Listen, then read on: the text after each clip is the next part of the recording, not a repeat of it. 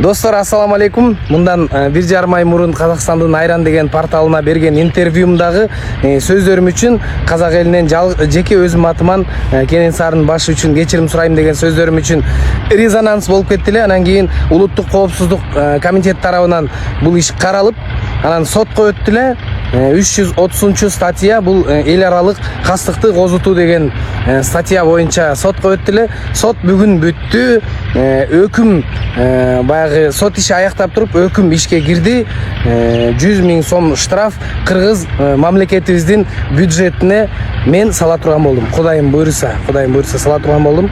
Кандай болсо дагы ошол бир мүмкүн ушундай бир мүчүлүштүктөрдү кетирип дагы, мындайча айтканда косяк кетирип дагы болсо, өзүмдүн мамлекетимдин казынасына 100 000 сом салууга ушундай мүмкүнчүлүк түзүп берип койгонуна Кудай Таалага 1000 мертебе шүгүрлөр. Ошондой орозоңуздар кабыл болсун, бар болуңуздар.